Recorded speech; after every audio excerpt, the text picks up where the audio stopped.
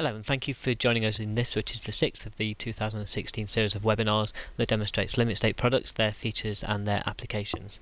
I'm Tom Pritchard, the host for today's session, and I'll be introducing you to our speakers shortly and also rounding it up at the end. Today's webinar is entitled Modelling Soil Reinforcement with LimitState GEO. It's going to provide an overview of LimitState GEO's engineered element material and how it can be applied to a wide range of soil reinforcement problems such as soil nails and geotextiles.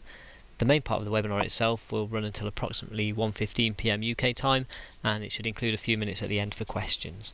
These can be posted via the chat functionality that's present in the webinar interface in front of you, and we will try to answer as many questions as we can in the time available, but this isn't always possible. However, we will reply to any questions that we don't cover in the webinar itself over the next few days, so please do still submit them. So I'd like to introduce you to our speaker today, who is Dr. Colin Smith, and he's the LimitState GEO Product Manager. Thank you, Tom. So good afternoon to all of those of you in the European time zone, and good morning or evening for those of you joining us from elsewhere in the world. As mentioned, my aim today is to show you how LimitState GEO can be used to solve reinforced soil problems, how it differs from other methods, and how to model a number of specific scenarios. To this end, I'll be using a mixture of slides and software to illustrate the key points. As this is a problem-specific webinar, I'll focus on how to use the software to solve soil reinforcement problems, and therefore may skip over some of the basic details about how to use the software, but hopefully the process should be clear. I think it's useful just to give you a little bit of context to the software and to the company LimitState. The University of Sheffield has been conducting research into limit state analysis and design and the use of optimization in civil engineering for almost 2 decades now. This company was spun out from the University of Sheffield in 2006 with the aim of making this research available to industry, providing easy to use and powerful software tools that are well validated and supported. The company has 3 products at present: LimitState Ring, LimitState GEO and LimitState Slab, with several more in the pipeline. In fact, we recently launched a product, LimitState Form, which undertakes optimal structural design. But these programs are used by consultants and contractors, large and small, in over 30 countries worldwide. And as you're probably aware, LimitState GEO is a general-purpose ultimate limit state software able to determine the collapse state for any problem geometry. So it's able to model slopes, retaining walls, structural elements, and soil reinforcement, as shown by some of these examples. Our aim today is to focus on the soil reinforcement analysis. So, quick introduction to reinforced soils, or recap on theory that most people, I'm sure, will be aware of. So reinforcement works primarily by adding tensile strength to the soil, or equivalently transmitting load from one part of the soil body to the other. And reinforcement may be one-dimensional or two-dimensional, and includes things such as soil nails, steel strips, geogrids, and geotextiles. Now, LimitState GEO is a 2D program, so it can model two-dimensional planar reinforcements such as geogrids and geotextiles directly, but in order to model one-dimensional reinforcements such as soil nails, we need a special approach to model those, and I'll talk about those in a little bit more detail later on. And of course, reinforcement can be used to model a whole range of different problems, whether it's slopes, reinforced walls, reinforced embankments, and so on. Now, if we look at a conventional approach to reinforced soil analysis, such as a slope stability problem, the upper diagram, we have an unreinforced slope, so we have a slip surface, and the only thing resisting that sliding is the friction along the interface. If we have a reinforced slope, conventionally what we do is we look at the same sort of slip surface, but this time, as well as friction opposing that, we have this restraining force T, which can be added to stabilize the slope. Now that force T is going to be calculated. It will depend on the length of reinforcement to the right of the slip surface, and there'll be a pull-out force per unit length that we can use to multiply by that length to give us the overall restraining force. And of course, if the length of reinforcement to the right of the slip surface is shorter than that on the left, then the reinforcement might actually, it's longer than that on the left, then it might actually pull out on the left-hand side rather than right. So we have to consider both sides. And that's something we would normally do in a hand calculation. The LimitState GEO software can do all of that inherently and more, and we'll look at that in just a moment. Before we get into the detail of the reinforcement modeling, it's, I think, useful just to recap on how LimitState GEO works and where it sits in terms of other software. So in terms of the sort of software that is available, you've got software based on conventional approaches here on the top left, such as method of slices. They do a pretty good job specifically for slope problems. And for more complex analyses, finite element software is available, which can model pretty much any problem geometry and a complex soil behavior, but typically requires more expertise to use.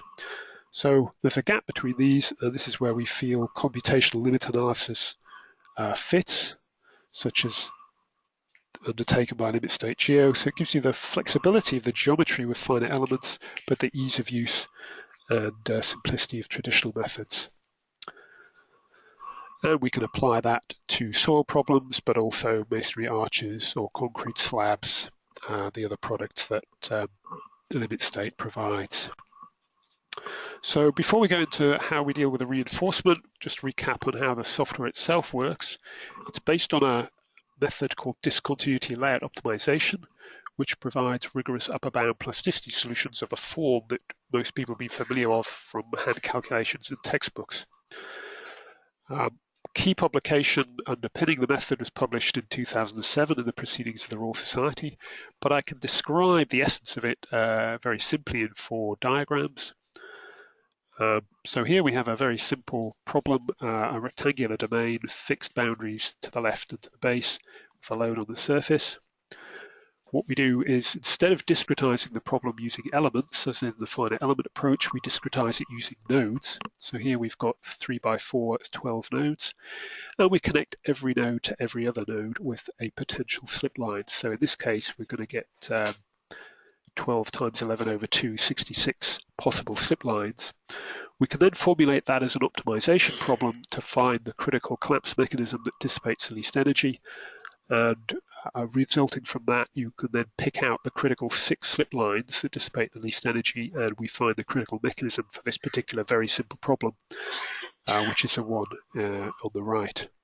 Now, of course, we can model far more than 12 nodes. Typically, we're modeling 1,000 nodes or more, several million possible slip lines, and the software can very quickly pick out from that the critical mechanism.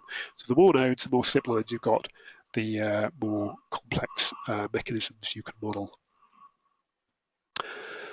So once we've modeled that, the software puts all those slip lines together and finds the solid blocks between them, and it can animate those to allow you to follow what's going on. The animation is strictly only valid at the instant it starts to move, but we keep it going so that it's easy to interpret. Now, in terms of reinforcement, this sort of mechanism allows us to model various things, but also we need to be a little bit more flexible. So, for example, at the top middle here, where we have the differential relative movement between the soil and the reinforcement, we've got several slip lines crossing one element of reinforcement. That's not something that's generally dealt with in hand calculations, but as long as we know the pull-out force per unit length, then the software can easily compute the relative movements for every single section of reinforcement as all those slip lines cross it, and work out the energy dissipated or the forces acting. So it's able to deal with that interaction in a fully general way, and there's no need to worry about pull-out lengths or whether it's pulling out from the left or the right and so on. It's all just done inherently for any complexity of mechanism. On the upper right, we can see that the reinforcement, if you look closely at the end of it, it's pulling out of the soil. So that sort of thing can be modeled. And at the bottom left, we've got a situation where the reinforcement's actually pulling out of the wall element. So we can model a range of different failure modes, and the software will always pick out the most critical mode that is possible. Now, if you're using software, you obviously like to be sure that it's doing the right thing. So the software DLO has been verified against a wide range of closed form solutions and benchmarks from the literature. A lot of those have been put on the website, so you can view those. Every time the software is modified, it runs well over 1,000 tests to make sure that all those simulations still produce the right results. I've just put up here a graph from a recent paper, 2016, looking at embankments on soft ground, reinforced embankments. And I haven't got time to go into the details, but essentially we've compared this with previous work in the literature.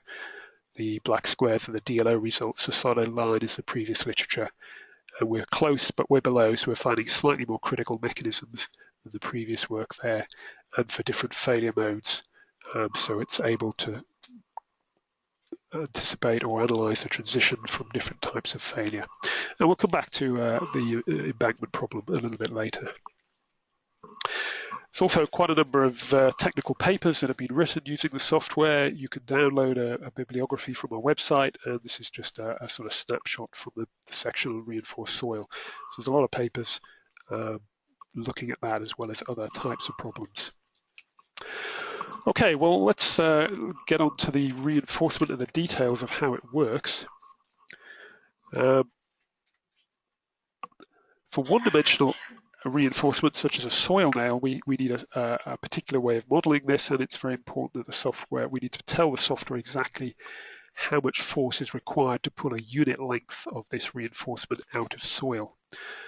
And if we wanted to calculate that for an undrained soil, we could determine that the shear stress on the boundary of this reinforcing element would be alpha Cu, where alpha is an adhesion factor, allowing for a change in friction.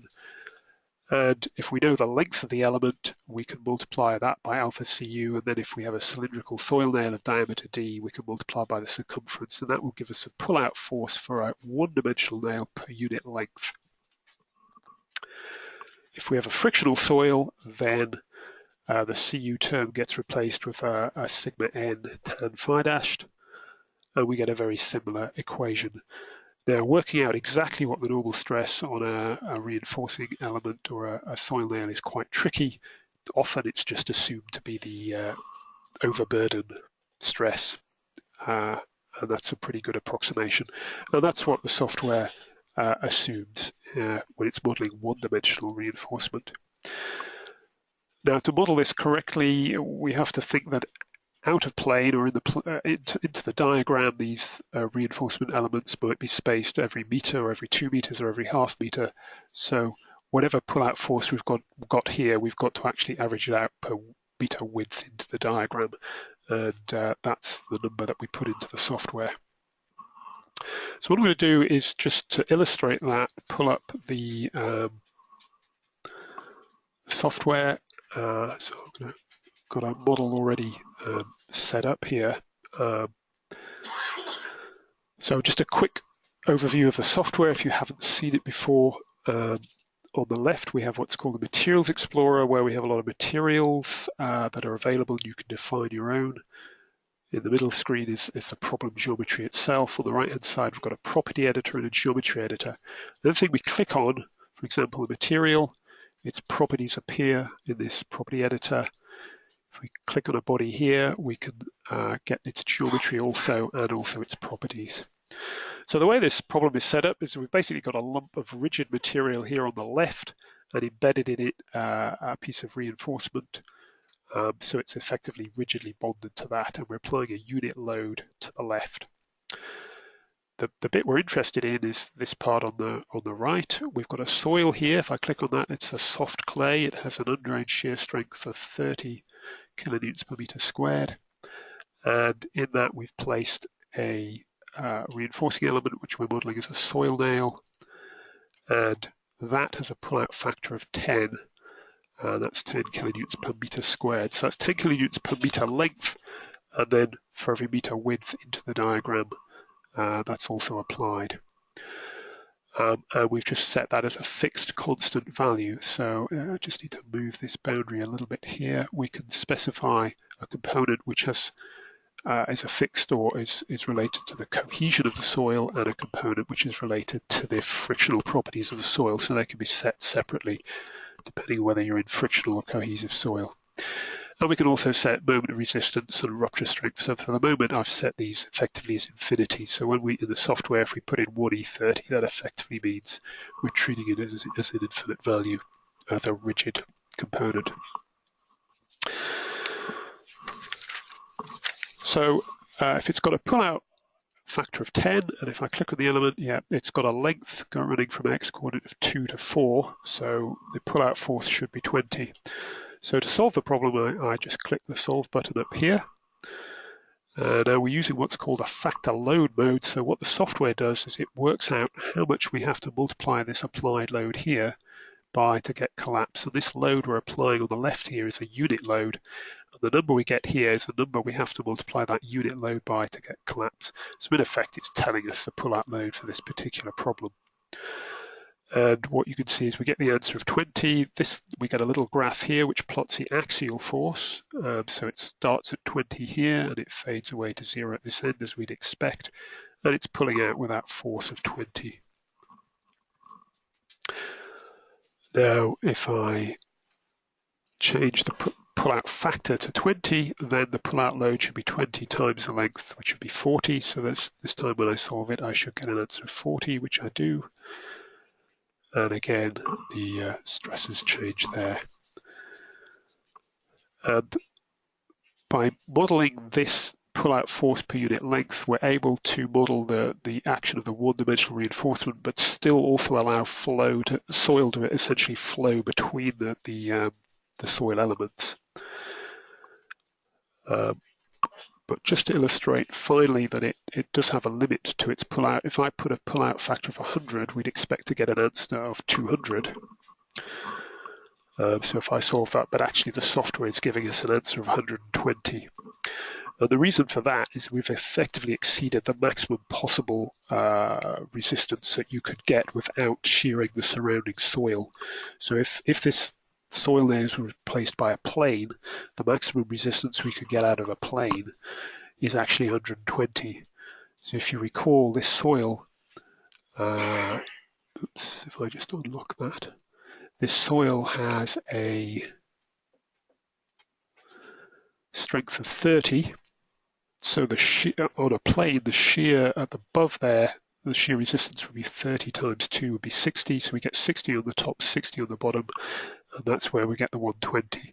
So the software, instead of failing the soil locally around the reinforcement as one-dimensional reinforcement, it said, well, you cannot get more than 120 out of this in a planar analysis. So it limits it there. Finally, if I set the rupture strength here to, for example, 60, that means what will happen is that instead of failing at a load of 120, it'll fail at a load of 60, and it will simply stretch the reinforcement. So in effect, you just see it stretching at this gap between the block and the soil, and we've just hit a force of 60. So we can model rupture or pull out from the soil or failure of the soil. The software will always pick out the critical mechanism. Now, the rupture is modeled as a stretching. It's got to be a ductile stretching because the software is based on plasticity theory, and we're modeling a ductile response in that case. So that's the basics of how the element works. We can also model the resistance of the soil nail to moving laterally through the soil. In conventional analysis, normally that's ignored. I haven't really got time to go into that in this particular webinar, but that is possible if you wish to model that. And that's basically defined by these lateral factors. So what I'm going to do is, rather than look at that in more detail, I'm going to look at an application where we're modeling a slope. So here we've got a soil, and actually before I do that, I'll just run through a few more slides. So I didn't wrap that slide up, as I said earlier, wrap that must be specified per unit width into the diagram. So we look at a soil laid slopes. This is based on a study published in Canadian Geotechnical Journal in 2013. So if we have, for example, a nail diameter of 0.25, an interaction coefficient of 1, and horizontal nail spacing of 1, and soil properties C-3.5, phi-26, we can calculate the pull-out forces if we use that very simple cylindrical model using these equations. If you plug those numbers in, and note we're dividing by n the horizontal nail spacing into the diagram, so the widely spaced, obviously the lower the pull-out force per unit width into the diagram. So we get these two numbers, and we can feed those into the software again in an analysis. So we'll look at that in just a moment. Before we do that, just say that that paper compared the DLO analysis with a two-wedge analysis, and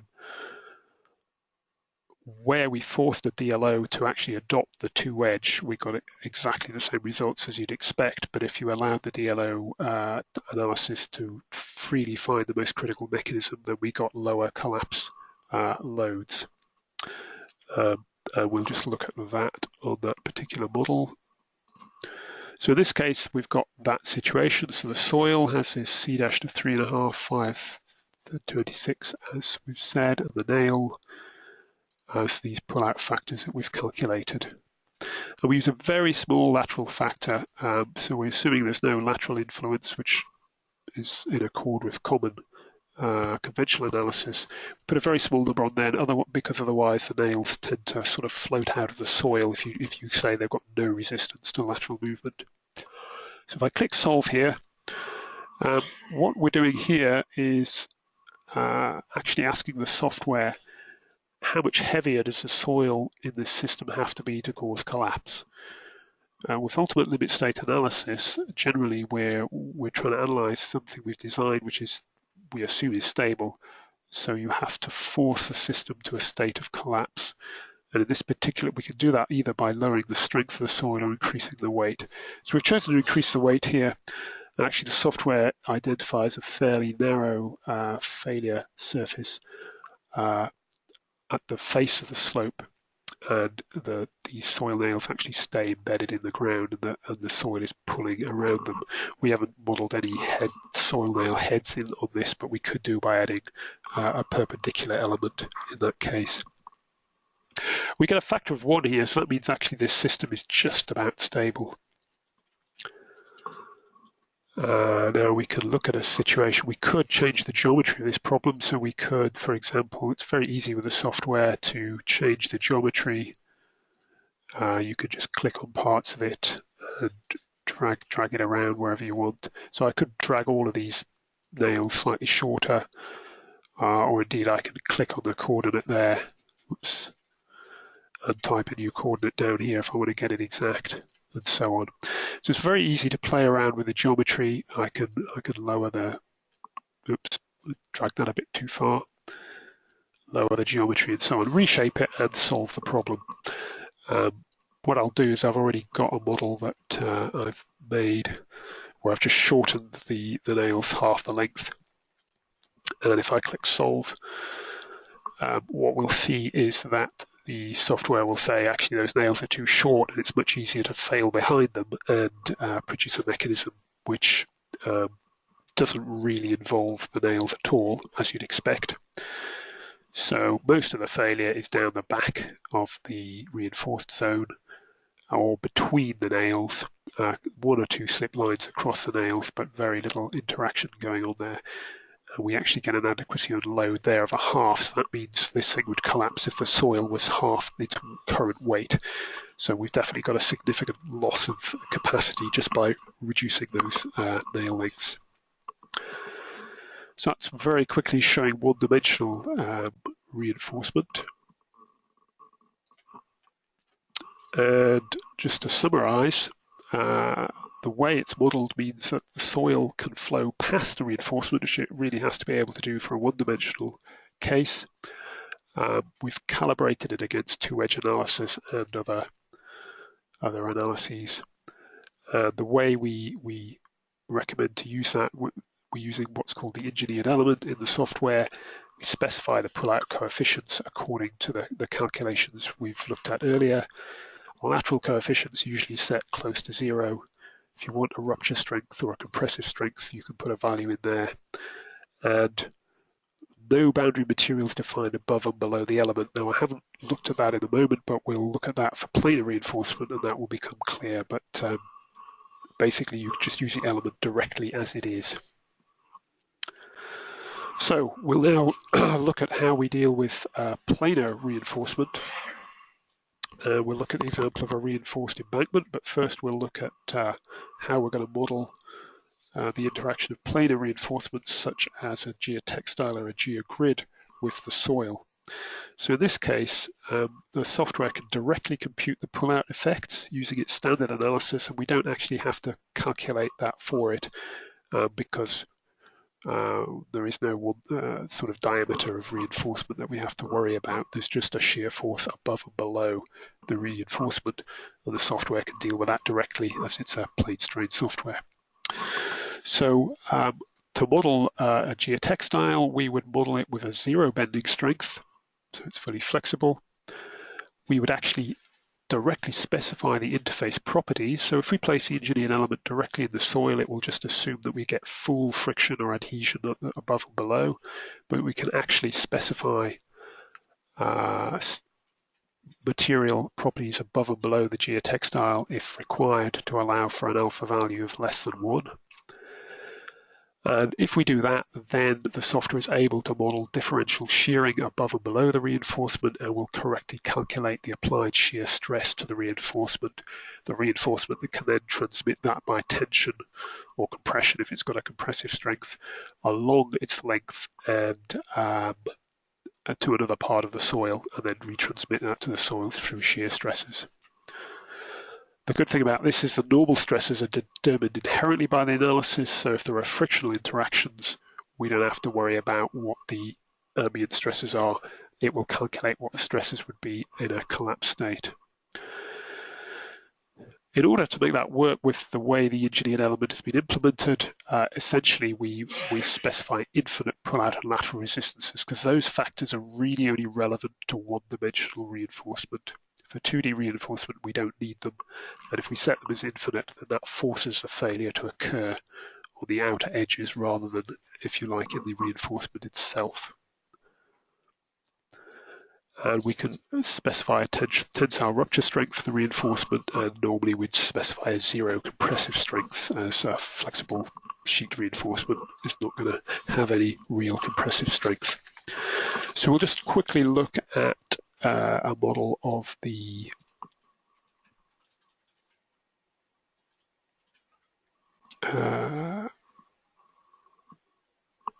two-dimensional reinforcements. This is very similar to the one-dimensional one we looked at before. I've just made the reinforcement element a bit shorter, so if I click on this element, we see we've got a length running from 2 to 3.5, so it's 1.5 long. And if we look at its properties, I've set the pull-out factor here to be effectively infinite, and this lateral factor to be infinite. You can set all 4 to be infinite, but you only actually need to set the TC and NC values corresponding to the cohesive strength. If any of those are infinite, it basically works. At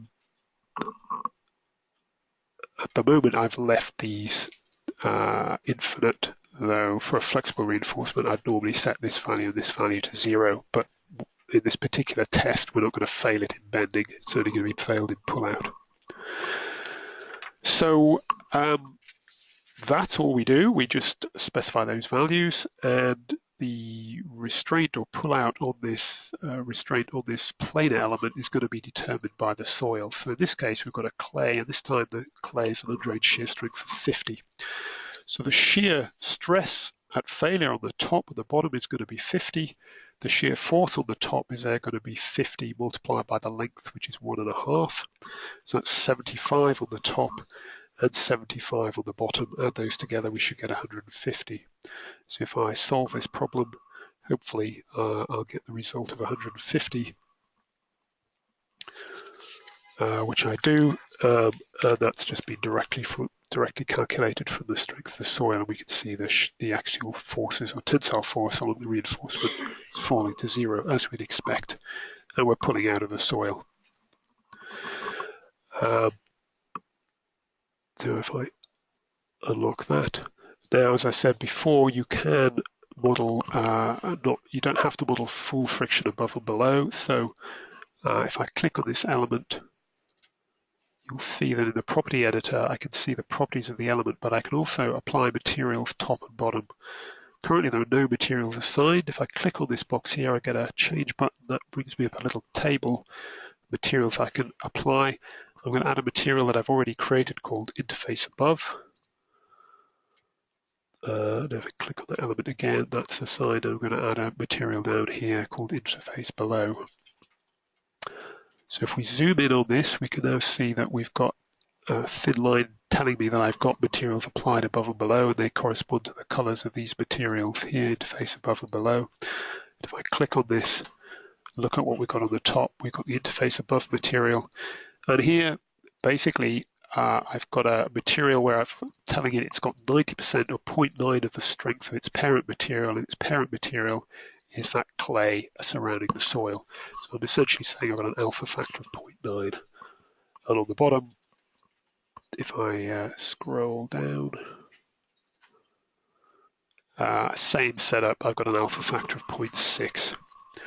So that means my resistance is reduced 90% at the top and is reduced to 60% of its value below. So basically, I'm ending up with a shear resistance, which is effectively 1.5 rather than 2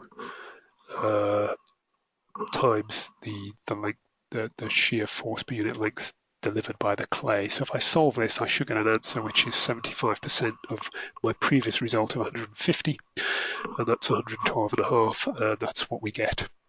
So again, we're able to model that differential shearing or differential strength above and below, and for more complicated interactions, we could have shear acting in different directions. And if we had frictional properties, if there were normal forces acting, they would be calculated according to friction as well. So that's very briefly how the planar reinforcement works. And what we'll do now is look at a problem of a reinforced embankment. So when we're modeling a reinforced embankment, we're using a geogrid, a geotextile, to separate our embankment, which will generally be fairly strong soil, over a very soft soil. And the sort of questions we might ask is, what slope angle can we put on the edge of the embankment? How strong should that embankment soil be? How high can we build it? What sort of strength of reinforcement should we be looking at? The animation here shows a sort of classic failure mode, or you might analyze it by a slip circle, and you generally get a pretty good answer from that. But there are other failure modes that could occur, such as just local slope failure or squeezing of the whole soil mass. Now, by hand calculation, you'd have to look at all of those separately and calculate those. With the software, you can model those all in one go. So as I said, conventional approach might be a slip circle method, but we're not going to capture all the failure modes. So we'll have a look at an example of reinforced embankment. So again, it's a model I've pre-made. So we'll just look at what we've got here. If I click on this top block, that's a sand I've modeled. So it's got a very small C dash, and I've got a friction of 32 degrees. It's sitting on a soft soil which has got an undrained shear strength of 16, a unit weight of 15. And we've modelled in between, if we kind of zoom in on that, we've got an engineered element, a reinforcing element with an interface material above and below. So if I click on that, I can see what I've got on top. I've got a top boundary, which is essentially giving me an alpha of 0.8. Its parent material is the sand above. The engineered element itself is a geotextile. All these factors are effectively set to infinite because we're modeling planar reinforcement. We don't need these. These are only needed for one-dimensional reinforcement. And a rupture strength of 25. We've modeled bending moment strength of 0, so basically it's flexible, and 0 compressive strength. And then on the bottom, we've modeled bottom boundary material, which is 0.8. So that's an alpha of 0.8 applied to the parent material, which is the soft soil. So if we were to change the property of the soft soil, this bottom boundary material would automatically follow that. So it will always be 80% of whatever that soft soil is. So if I solve this problem, and in this mode we're going to use a different mode. So as I said before, the previous analysis examples that I covered were using what's called factor load, which is basically asking the software how much bigger does a specified load in the problem have to be to cause collapse. That's very convenient, for example, bearing capacity problems. Whereas for slope stability problems, sometimes it's more typical to use factor strength. So here we ask the software, how much do we have to reduce the strength of the soil by to cause collapse? It takes it a little bit longer to solve that because it has to try out a few more possibilities, but it will essentially work through that and tell us what sort of failure mode we're going to get. And in this particular case, I think we're going to get the sort of fairly conventional mode, which can be approximated by one slip circle. And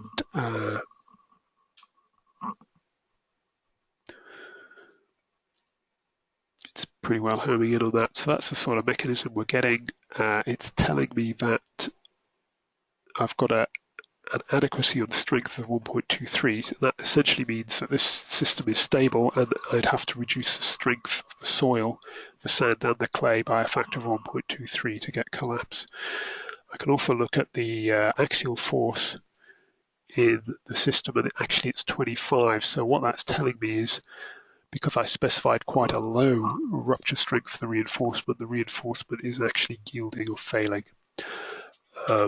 They give me that failure mode. So I might say, well, actually, I don't want that. I'm going to specify something much bigger. That's for the sake of argument for illustration. I'll make that 250, so a lot stronger, and then ask the software to solve that.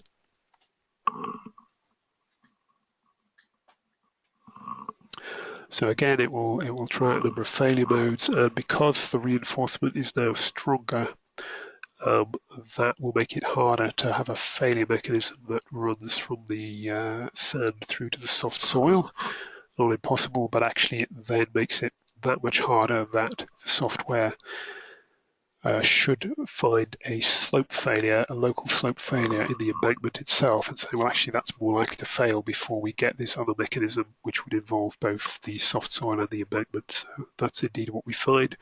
We get a local failure up here in the embankment, and that we've got a margin of safety of 1.4, so we have to reduce the strength of the soil by 1.4 to get that failure, and that failure will occur first before we get the sort of conventional embankment soft soil failure.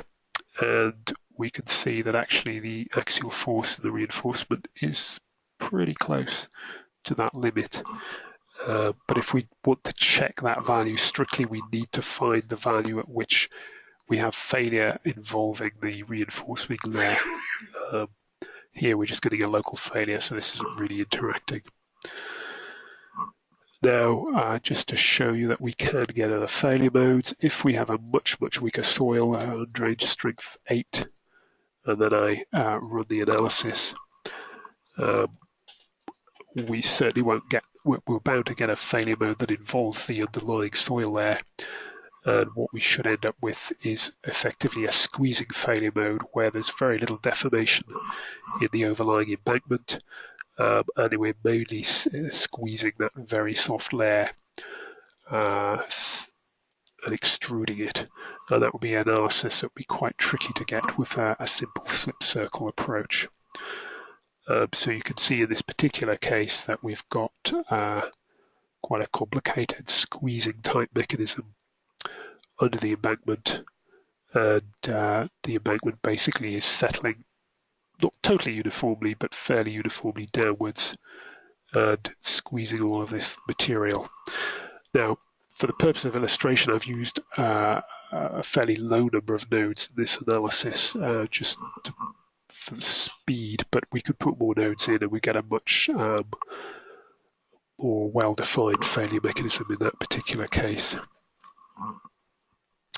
So that, I hope, gives you a flavour of the way we can use the reinforcement in this case, and that we can capture a whole different range of failure modes. So just to summarize that, we can model planar reinforcement in a very general way. We've calibrated it against various different analyses.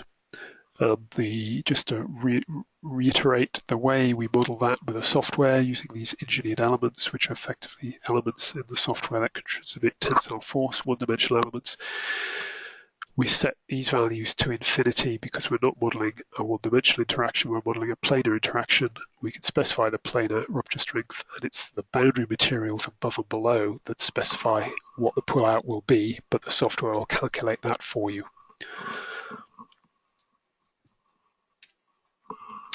So that brings me pretty much to the end of the presentation. I've gone through that. Hopefully that's given you a flavour of the reinforcement modelling that we can do. I haven't had time to go into all the details and all the different types of problems you can model. But hopefully I've shown that the modelling, essentially we use the same mechanics as conventional methods such as a two-edge method. We're just looking at essentially pull-out force, so we're using that exactly the same calculation, but we're able to model that using thousands of wedges or many slip lines that cross over the reinforcement. With this software, there's no need to worry about internal, external failure, pull-out lengths, etc., and do separate calculations for those. The software will always identify the most critical mechanisms, so it will pick out an internal failure if that's critical or an external if that's critical, and so on. And you don't have to worry about pull-out lengths. It'll automatically work out which side of the reinforcement is going to pull out if that's what's going to happen. So it will find all possible failure modes every time you solve, and we can model one-dimensional and two-dimensional reinforcement. And the one-dimensional, we have to do that by a particular method of specifying specifically the pull-out force for that reinforcement to take account of its dimensions into the diagram or into the plane of the modelling. I hope you've also seen while I've used the software that it's a very interactive piece of software. It solves quickly. We can move, change parameters quite easily, whether it's strength or geometry. So a lot of people use this software to answer what-if type questions, and it gives you a much better feel for the problem. And we can solve any ultimate limit state problem type. So you don't need to look up idealizations or corrections for non-standard geometries or learn how to use many different programs. So that's me pretty well out of time. I've gone slightly longer than I anticipated, but we will have time for questions if there are any. And I'll just run back to previous slide.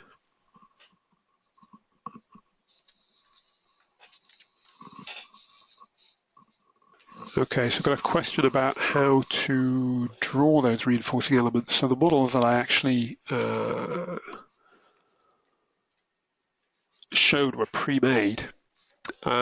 Essentially, if I want to have an element that runs in part of the model, I have to run those along a boundary. So supposing I wanted to extend this element, I could do that in two ways. I could add an extra line, and I could run that at an angle like that. And then I can take this nail and drag and drop it and put it there. And that now connects this part of the soil nail to that. So it's a bit like having a nail with a kink in it, which would be hard to construct. But that's essentially how it's modeled. If I didn't want it to go to the full length there, I can add a vertex to the model there, which splits this line into two. And if I click on this part of the line, I can remove the material. And then I'm left essentially with that acting along that length. And if I press solve, then we will get that part of the nail also interacting. So we'll get a different failure mode. No idea what it's going to come up with, but because we've only got one nail there, probably it'll find something fairly similar to what it had before. In fact, what it's doing is it's actually dragging this sideways, and that kind of illustrates what I said about this lateral displacement, that if we say there's no risk of lateral movement, then the nail will just slide sideways. So we're basically telling the software you could just push that sideways through the soil and it won't resist. It's like a knife going through butter. So we have to set that value. Normally a very small value works, but sometimes you need a slightly bigger value. That mainly affects the animation rather than the solution. But again, in this case, it's finding it easier just to drag that sideways through the soil. And the animation is well beyond the limits of its kind of validity by the time we've gone that far. Okay, let me just have a look at some more questions.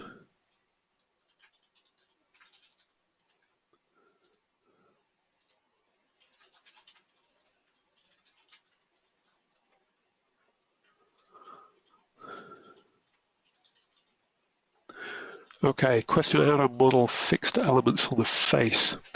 So if I unlock that. So I have buttons up here which undo redo, so I can undo what I've just done by clicking these undo buttons. So that removes all of that. So if I wanted to model a fixed element on the face, if this is a soil nail, I wanted a face element on it, then I could simply use, again, just draw a element there. Now I can either model, I could put in a rigid block or a block of concrete there, a rectangular block, which would represent a facing element, or I could use another reinforcing element. So I will create a new material. I will create a engineered element. I'll call this a nail head or something like that. I'll give that a general application. So here, the pull-out factor is not really irrelevant. I'm going to make that 1E30. The lateral factor is relevant. We don't want the soil to be able to push through it. So I'll make it 1E30. I want it to have a very high bending moment and a very high rupture strength, a very high compressive strength. So basically it's a rigid plate. So I've got this element here and I'm just going to change its color so it's a bit more obvious to see. So I can apply that to here. Now they may not actually be at this angle, but that gives you the gist of it. And that element will be connected to this nail rigidly at this joint. So effectively that forms one unit. And then if I solve that problem, that will give more resistance at the face. And you could, of course, extend those out a little bit further. Now, I think for this particular analysis, it's not going to make a great deal of difference because it's simply going to fail down the back again as before. But where you had failure coming through or on longer nails, that's going to give you more resistance. It's going to pull back on the face of the soil, and therefore give you a higher capacity. So it very much depends on the failure mechanism that you're going to get in that case.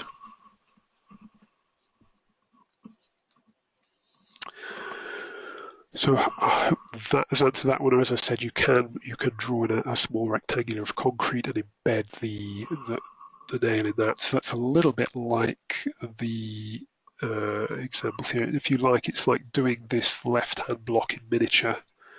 And what we did here, I didn't show it in detail, but if I had an engineered element here representing the reinforcement in the soil, and that connects to another engineered element, and any engineered element that connects to another one will transmit forces directly to the other one. This engineered element is one that we use to embed it in this surrounding rigid material, and it's basically got an infinite pull-out factor, so that means it's basically bonded rigidly to this block.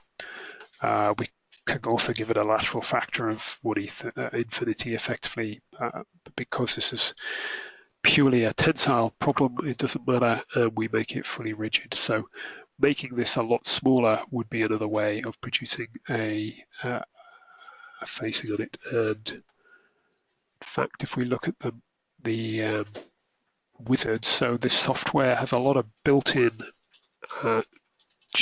wizards for generating standard geometries, and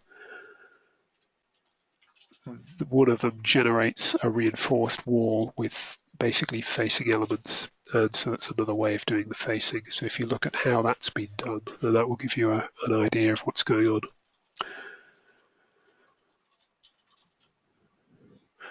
Okay, I've got another question, which is in problems that might involve assessment of multiple potential failure mechanisms, can the software show the results from all these potential mechanisms, or does it just show the most likely? We've had this question before, and it would be great if it could show you all the potential mechanisms. However, in essence, it is, if we have, say, 1,000 nodes, there are 1 million different potential slip lines. In essence, there are 2 to the power of 1 million potential mechanisms, and essentially it's hunting through all of those and it's finding the most likely. So it isn't able to show you all the others because there are thousands, if not millions of them, all slight variants. And while from a conventional analysis, we're used to thinking of, for example, with the embankment problem, a slope failure mode or a slip circle mode or a squeezing mode, different modes, the software is not able to distinguish between those. It just knows that one mechanism takes less energy than another.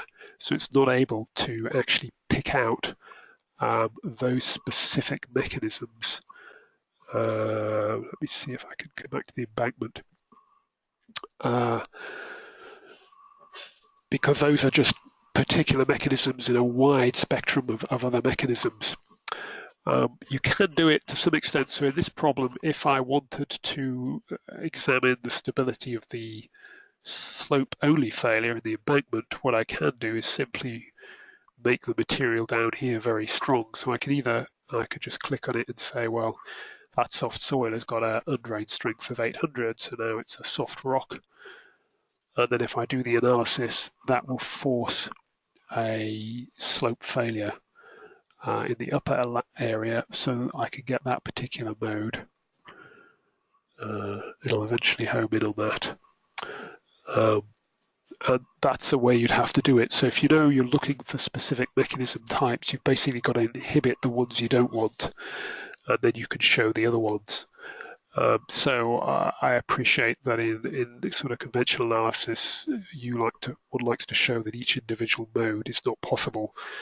The software has effectively done that. It's said it isn't possible to get that other mode because we've tried all the other ones.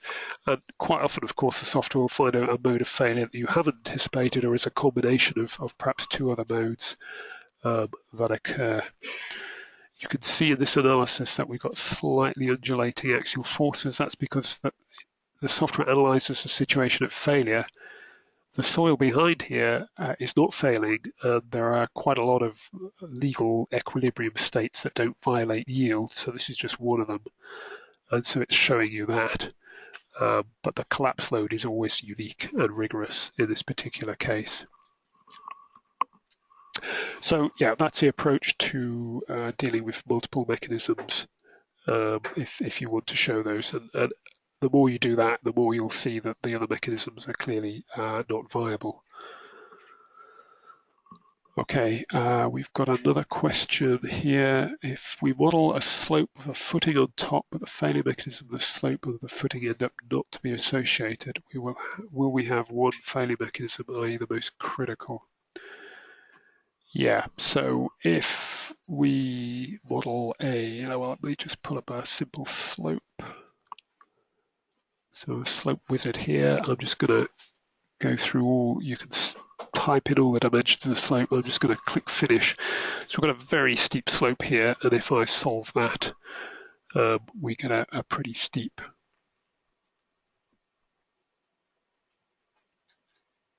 mechanism as that.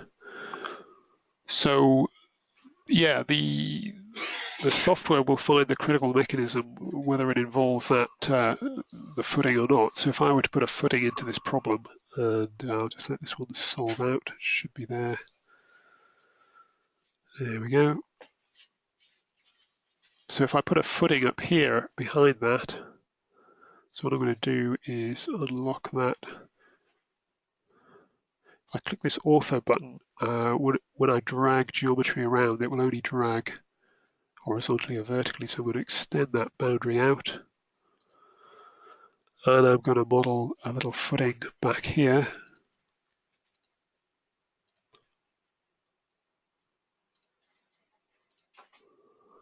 And I'll make that out of concrete. So I've got concrete here, drag it onto there.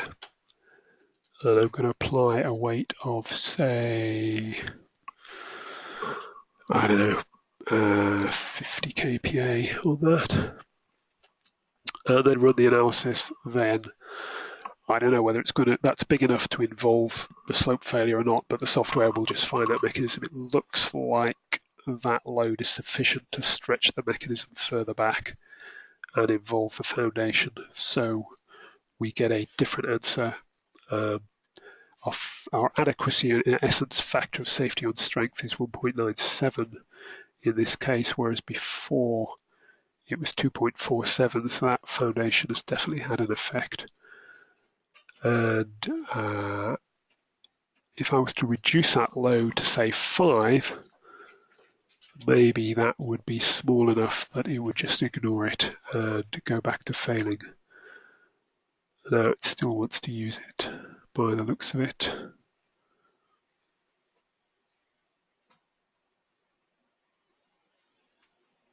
Slightly different failure mode because it's a lighter load, so the factor on safety has gone up as we'd expect. We're still interacting with that. It could be the fact that I've made this block out of concrete. If I reduce its height so it weighs less and reduce that load to 1, maybe. What I'll also do is I'm going to drag that backwards a bit, so hopefully that should get us there. Tricky thing with these, you can keep shifting the geometry around, and it might take a while to get there. I think we're back to where we were before, so now that foundation, oh no, it's decided to, no, it's found the right one. So that one is now far enough away or lightly loaded enough that it's not going to interact, so it will actually find that particular mechanism. Okay, well, we've now gone well past the 45 minutes and are coming up to an hour, so I will need to finish the webinar there. So I hope that has been useful and informative. If you have any further questions, please feel free to email those through to support@LimitState.com. And I'll just pass back to my colleague Tom to wrap up. So thank you for listening. Thanks, Colin, and as Colin said, thanks everyone for listening, especially those of you who stayed with us right to the end. We hope you found the webinar was informative, and as mentioned at the start, if it's prompted any sort of further questions that we haven't answered in this last section here, please do get in touch via support@LimitState.com, and we will be more than happy to help you. If you'd like to watch the webinar again, or if you think you know somebody who would be interested to see it, there should be a recording available in the next day or so, and we'll email you with a link once it becomes available online on our YouTube channel. Please do also look out for the event notifications for other webinars and events that will be sent out by email and also posted on our website at www.limitstate.com/events. Finally, I'd just like to say thank you all for listening again and hope that you can join us for one of our future sessions. Goodbye.